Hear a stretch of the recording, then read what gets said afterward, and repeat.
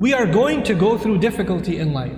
Sometimes you go through problems and you ask yourself, what is my fault in all of this? Why do I have to go through these problems? What did I do to deserve this? Prophets, Allah mentions their du'as consistently in the Quran. And Allah also mentions their problems consistently in the Quran. Yusuf alayhi salam was a child, right? A child by definition is innocent. What did the child do to deserve being kidnapped?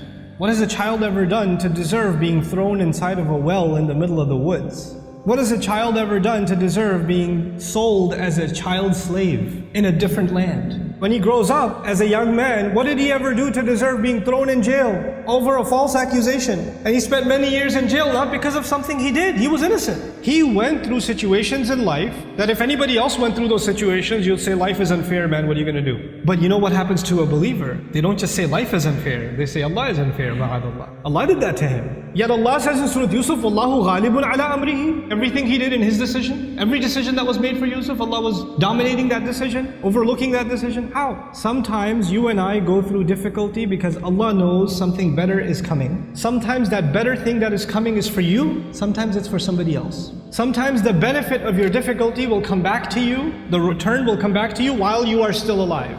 Sometimes the return is meant to come back to you after you go back to Allah. What happened with Yusuf alayhi salam? A father was separated from a child. It's a tragedy, isn't it? But imagine if he was never kidnapped, he would never be in the well. If he was never in the well, he would never end up in Egypt. If he was never in Egypt, he would have never grown up there and been thrown into prison. If he was never in prison, he would have never met those two guys he met in prison, whose dream he interpreted. If he never met those two people, one of them who got to live and go back to the king, and when the king saw a dream, a strange dream, he would have never said, wait, I know someone who can help interpret your dream. You know what that dream was? 7 good years in the country, and 7 years there's not going to be any crop, any produce, any harvest. People are going to starve to death. If Yusuf was not in prison, alayhi salam, and then was taken out to interpret that dream at that time, there would have been an economic, financial, social crisis in the country, and hundreds of thousands of children would have starved to death. One child suffered for a few years.